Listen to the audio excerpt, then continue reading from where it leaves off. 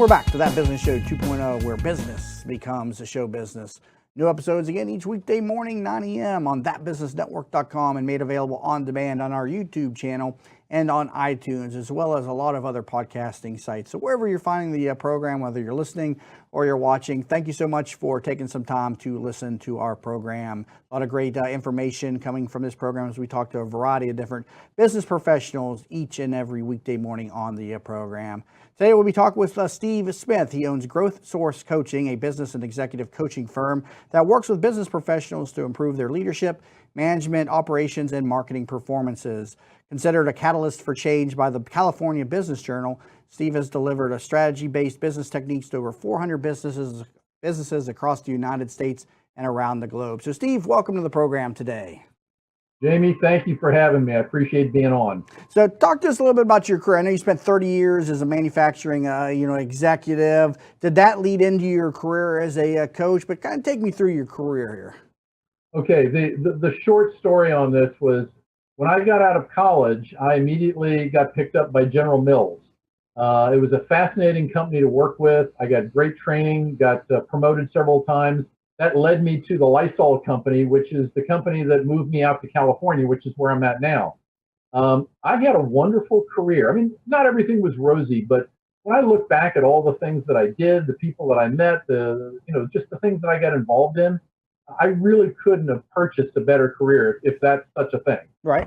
So when I finally got off in 2008, there's a couple of factors. The biggest one was I was just tired of traveling.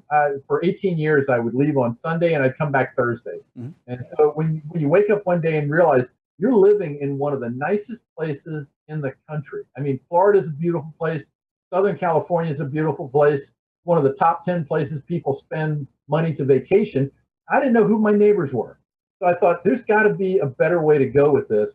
And that's when I got into coaching. And I realized that was the right time. I couldn't have done it earlier. I got off at a point where I was totally confident what I was capable of doing.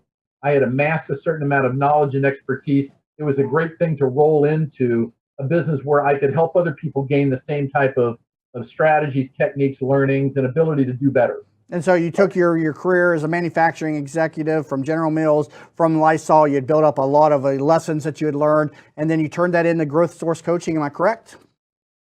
There's a one piece in between. When I actually got into this, I barely knew what coaching was. I mean, in my corporate career, we had executive coaches here and there, but I didn't have any idea that the entire small business community there was people out here that did this as a living. So when I was introduced to it, I bought into a franchise to start off with, and it was a very small kind of a startup franchise. But I really fell in love with their whole practice, the way they brought people through how to run better businesses. And so I got into that, and things were going well until 2011, March 8th. It's one of those dates like my anniversary. I'll never forget it. Right. I got a call from the owner of the company. He said, you know what, we can't keep going. We've run out of money. So that was an 8-minute conversation, and I get off the phone, and my wife walks in, and I said, it's all over. Oh, wow. All the money, all the time. I mean, what do you do with a franchise when the mothership goes down? Right. I mean, nothing. You have nothing of value. Yes. So I took everything I purchased, everything that I had created, and I repurposed it. I just basically came up with a new name, came up with a new direction, added one piece to it that the other company didn't have, which for me was just integral. They didn't do anything with management. And what I'm finding is the vast majority of people that I run into at some point in time, their management is not up to speed with what they're trying to accomplish. So I built that in, and I started running with it, and it was actually the best thing that could ever happen to me. So talk to them. You got your business now, which was spun off of the franchise. I guess the good thing is you can't be sued for anything. You had all this stuff which you had paid for already as a franchise, parlayed it into Growth Source Coaching, and now you're the head coach of the organization. And so talk to me about the launch then of your own business outside of the franchise. Was that a scary moment thinking that you didn't have the franchise behind you now? It was, because what you realize is that now you have to do everything yourself. All the marketing it's got to come off your desk. And about a year into it, what I look back and realized, and I think this is the situation with a lot of franchises, even though they might do national marketing, most of the local marketing has got to come from the person on the ground. So in reality, not a lot changed. What it did do was it gave me a lot more doors to open up and do things that I knew were going to be right for my business, but may have not passed muster with the franchise organization earlier. So once I got past that, I mean, it's getting out of my own head. Once I got past that, now I was able to actually go out and do the networking, make the contacts, get on social media, start promoting myself, basically sharing everything I knew. And once I did that, it took me about 9 to 12 months, and I started attracting clients. And 2, 3 years into it, I realized I couldn't keep the marketing up by myself. I wasn't stable with it. So I hired an assistant to do all of it for me. I give her the raw content. She goes out and does what she does on the internet. And that's where things just kind of broke open. So today you're probably glad that that franchise had failed, because that led to your own bona fide company free from any ties whatsoever then. Absolutely. As much as I like those people and I have fond memories, I'm glad that that is an old chapter. Now, you mentioned that the franchise didn't incorporate management. That's a surprise to me. I mean, as a business coach, you would think management would be at the core of any program. Why was it that management was not part of that, and how did you incorporate it into that program? Okay, their platform basically dealt with 3 areas: your mindset, how you're thinking about what you're doing in your business, your marketing, and your sales.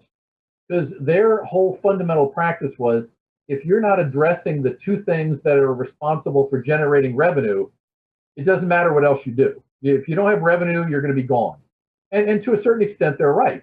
The problem was we were attracting a lot of startups and people at the very beginning. And once people got past that, there wasn't anything for us to offer them. And of course, when you start building a business beyond yourself and you start getting some size and some infrastructure around you, now management becomes the biggest problem. And we didn't have any real good in-depth information and things that we could help clients with. So that's why I rolled that in, because I thought, all right, once I get people's heads straight and they're aligned with what they're trying to do, the next thing is infrastructure. I mean, if you've got marketing and people, you've got a business where people want what you have, you've got to figure out a way to serve it, or you're going to go down from that. Now, when you were working with clients, is management oftentimes the core dysfunction in the organization, or is it improper sales techniques and salesmanship? What are you seeing with just the vast majority of businesses that you're working with? A couple of things. One, if it's a business that has got a fair amount of structure, let's say they've got employees, they might have one or more locations. They've been around for anywhere from maybe 8, 10 or more years. What I find is that the owners start to lose their place in terms of what their real role is. They get kind of sucked into the daily operations. They're either doing things they did when they first started the business because they like to do it, or they've just gotten to become a problem magnet and they're just dealing with a lot of tedium. And they haven't figured out how to get themselves above that and bring their people along so that they can kind of monitor and oversee and direct where the company's going, as opposed to being in the middle of it. One thing I like to ask and talk about a lot is, owners that start a business, they do really well with an employee or two, but then the growth really starts to take off. And I know myself, I'm a very independent, I like to do everything myself, and I struggle with growth. Knowing when to step out and let somebody else take the helm, I think, is a skill that more and more people need to recognize, because I know everybody wants to be the king of their operation, but you could be holding back your own business. Yes. And typically what happens is, at some point you have to really make decisions about, and I'll borrow a term from the real estate market. What is your highest and best use? What are the things that you should spend your time on that are going to do the most for your organization? Everything else needs to be delegated. Delegate and monitor. And what I tell clients is, when you're at that point, when there's something in front of you and you're sitting there thinking, oh, I can knock this out in 30 minutes, what you really should be asking yourself is, who can I get to do this for me? And if there's nobody here that knows how to do this, the second question is, who can I train to do this for me? But any time you spend up front training and delegating so other people can take and run with those things is an investment in time you get back in the future. Absolutely. And delegating is a challenge I know I face. I know it's a challenge a lot of people face. Can you share with us an example of somebody who kind of stepped aside and then let somebody else kind of lead them, and then they just saw some growth, or just an experience where somebody realized that, I am a type A personality. I like to lead, but you know what? Maybe that person can lead better. I actually have a client now who's got a fairly good sized magazine publishing business. He's all over Southern California. And it took him years to get to this point. But he would give things to people and then he would go and do them himself. So you're basically telling the person, gee, I wanted you to do it, but I decided to do it myself. So how does the employee feel about that? And at some point you have to catch yourself and say, look, if I've given them good direction, if I know that they understand what the expectation is, and if we've talked about what they need to be able to do this right, all that's left is for me to check in with them to make sure they're staying on the path. So it took 2 years to break that habit, and then what happened after the individual was able to break that habit? Well, he's got a general manager running his entire organization. He's got a lady that was just a sales rep that now is a sales manager because she knows how to do everything better than everybody else. She's teaching the reps. He basically has to show up for company meetings and for strategy sessions. And other than that, he's really not needed because everybody else is firmly entrenched in their roles and they know what to do. You'd think more and more people would want that type of lifestyle where I just got to show up for a meeting once a week. But so many people who start businesses want to be involved in everything and work themselves to death. It's the irony of being an entrepreneur, I think. Yes. And on the one hand, you want to be involved in everything. On the other hand, when people decide to step away, they usually do it too quick, or they completely vacate altogether and they stop watching what's going on. And either of those circumstances doesn't end well. Currently talking to Steve Smith. He is the head coach and founder of Growth Source Coaching. Learn more at growthsourcecoaching.com. We got a lot more coming back from the break with how to manage and grow a business. Again, with Steve Smith of Growth Source Coaching. Learn more about our program at thatbusinessnetwork.com, and all shows made available on demand there, as well as on iTunes and on YouTube. We will be back in a moment.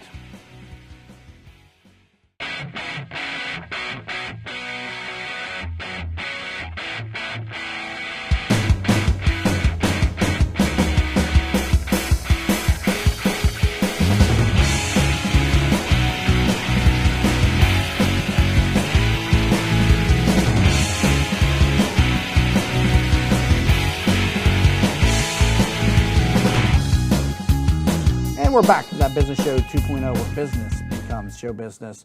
Today we're talking with Steve Smith, the head coach and founder of Growth Source Coaching, and learn more at that site again, growthsourcecoaching.com. So Steve, who is that ideal client, or is there an ideal niche client that you work with? Yes, and while I can basically work with any business owner who has come to the decision that they need outside help to get them where they want to go, the places I typically do well with are organizations that might be, approaching $1 million a year up to maybe 40 or 50. They've got anywhere from half a dozen employees to maybe, a rank of 25 or 30. They typically are in what I call technical businesses, engineering, IT, medical device. They could be small manufacturers. Any kind of an industrial environment I do really well because I've recognized through the 30 years I was in it, there's a lot of moving parts. There's a lot of things you have to think about. There's a whole bunch of places where stuff can go wrong. So you've really got to be on your game to keep it running well and make money from it. How does one market the different businesses out there, depending on industry? For instance, everybody knows about, let's go on social media and do some social media postings. But let's say I'm a tech company, or I'm a manufacturing company, or I'm a farmer, for instance. How do you handle these different marketing techniques for these different types of industries? Well, with everybody, the first thing I ask them is, explain to me as briefly as you can exactly what you do and what it benefits somebody else. Because if the business, and a lot of times this happens, businesses really aren't clear on what their differentiating factor is. If they're just like half a dozen or a dozen other people out there, there's no discernible reason for people to choose them other than they're the cheapest price in town and nobody wants to be that. So they have to really be clear about what they do, why they do it, and why it's beneficial to somebody else. The next thing they've got to do is be able to figure out who is my exact client. Who are the people that are out there looking for me, but they haven't met me yet? What do I have to say to them or show them to get them to want to respond to me on email or pick up the phone or walk into my store? And once you get those two halves nailed down, it's just the middle part is just how best to connect. You know, it's scary being an entrepreneur because when you ask the typical entry-level entrepreneur, who is your client, the typical answer is, I'll help anybody. I mean, whoever needs my services. And until you can find that niche, which is ideal, it can be a difficult marketplace. And it's better sometimes to cast a smaller net. Can you talk on that? Yes, niche marketing is the way to go for just about every business that does not fall into the category of being a Fortune 1000 company. In fact, I don't know of a product on the globe for which everybody needs it. I mean, even if you look at the bottled water industry, look at how many players are in the game. And look at how many different ways they try to go to market with what makes them special. Heck, it's water. It's water in a bottle.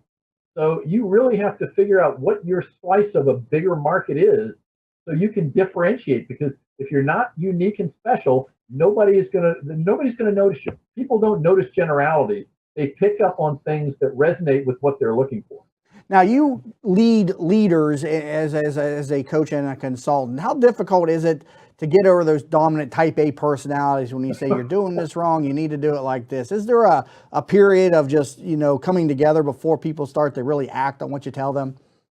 Yes, every executive client I pick up, I always have a casual get together first, because I want them to realize why I'm there. I'm not there to try to school them necessarily. I'm really there to help them recognize what they're doing that's getting in their own way, what blind spots they have that they're not seeing, that everybody around them can see, that's not working in their self-interest.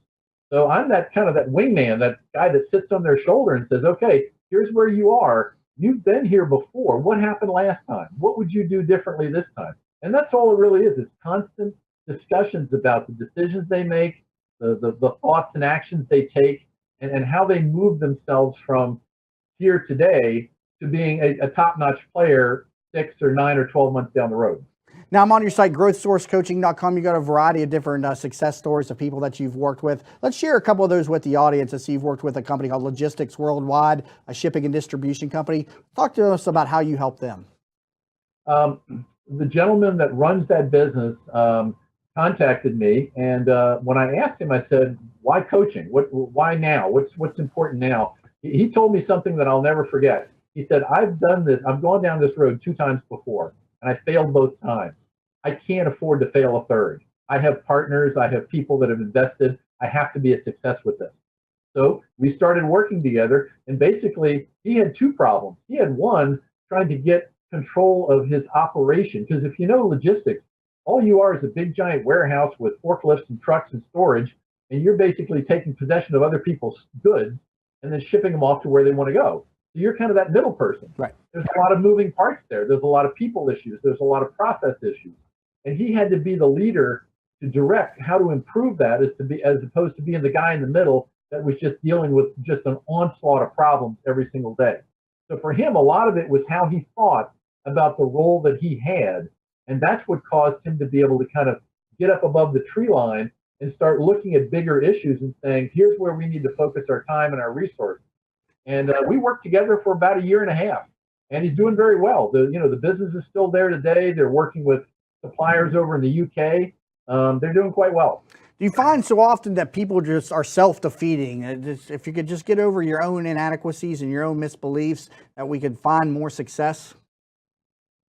Absolutely. We all have this thing I call a box that we live in. And we've created the box, and the edge of the box is the comfort zone. And depending on how thick the walls of that comfort zone are, depends on how willing you are to make some moderate to significant change about how you do things. Growth occurs outside of the comfort zone. Yeah. I can pump strategy into you all day long. And if you're not comfortable enough in terms of trying getting beyond your own comfort zone, then it's a waste. Yeah, growth definitely occurs outside of the comfort zone. I know when I'm outside of my comfort zone, it feels strange. You get in such a routine, and then when that routine is broken, it's scary out there, and a lot of people have a hard time dealing with that. Absolutely. Now, you also worked with an IT services company. What was the lesson learned here? Oh, this was a good one. This was a family-run business, and they have actually grown fairly significantly. They're now in 2 other markets today. But here was the big problem. the husband, who was the kind of the architect and the founder of the business, just loved the IT. He loved that part of it. He loved working with customers to fix their problems. He had almost no interest in dealing with his own employees. So when you have management by proxy or management by absenteeism, eventually the wheels start falling off. And so I had to figure out a way to bring him back into the business just enough to where he could direct it and monitor it and make sure people were delivering on his expectations without getting totally sucked into it, because that was his fear. He didn't want to be in there. He wanted to be out just handling IT problems. And I run into that quite a bit with people in more technical roles. They're really not warm and fuzzy kind of individuals. And unless you're willing to really interact with your employees, that's going to be a problem you're never going to get rid of. Yeah, definitely a lot of dominant type A personalities, very independent, very free thinkers, and they like to do their own thing. Do you find that so many of them struggle, though, when they start to bring on employees because they were not taught how to really work with other people? Yes, it's the whole thing I call executive soft skills. Do you listen well? Do you ask the right questions? Do you do you give people a sense that you've got the kind of integrity that they trust and they're willing to follow you? It's not about do they like you. It's about after you give them some hard news, can they walk away saying, you know what, I didn't like the way that sounded, but I trust him, so I'm going to do it. When businesses begin to grow, where is typically the first hire, or should there be a certain person that should be that first hire in a certain category? What do you see in the industry? What do you advise when somebody asks you, who should I hire? When people start hiring, what I tell them to do is offload the things that you're not good at or you don't want to fool with. So a lot of times it's the accounting function.